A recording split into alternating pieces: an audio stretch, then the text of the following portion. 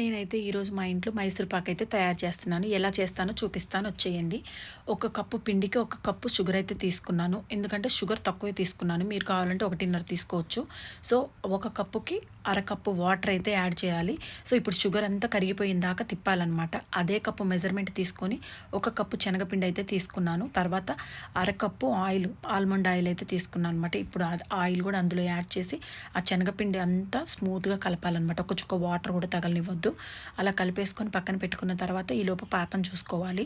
So, పాకం ఎలా వచ్చింది అనేది ఎలా చూసుకోవాలి అని అంటే, మనం చేత్తో ఇలా పట్టుకుంటే పాకం నుంచోవాలన్నమాట. అలా నుంచుంటే తీగ పాకం వచ్చేసినట్టు. మరి ముదురు పాకం రానియొద్దు, తీగ పాకం వస్తే సరిపోతుంది. సో, ఇప్పుడైతే కలుపుకున్న మిశ్రమాన్ని కూడా మనం పంచదార పాకంలో వేసేసి ఇప్పుడు మంట సిమ్లో పెట్టి తిప్పుతూ ఉండాలన్నమాట. చాలాసేపు తిప్పాలి. అది తిప్పేటప్పుడు ఇప్పుడు ఒక కప్పులో అదే కప్పు నెయ్యి తీసుకొని పక్కన పెట్టుకొని కాగపెట్టుకొని నెయ్యి పక్కన పెట్టుకోవాలి. అదే నెయ్యి పోస్తా తిప్పుతూ ఉండాలి. అప్పుడు మనకి బబుల్స్ వస్తూ ఉంటాయి అనమాట. బబుల్స్ రావడం వల్ల ఏమవుతుందంటే మైసూర్ పాక్ అనేది గుల్లలాగా వస్తుంది.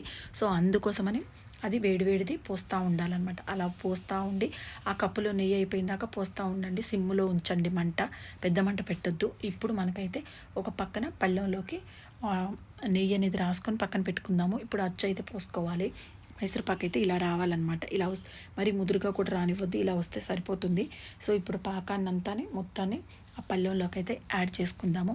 యాడ్ చేసుకొని దాన్ని అచ్చులాగా చేసుకొని వేడి మీదనే కట్ చేసుకోవాలి. తర్వాత కట్ చేసుకుంటే అస్సలు తెగదనమాట.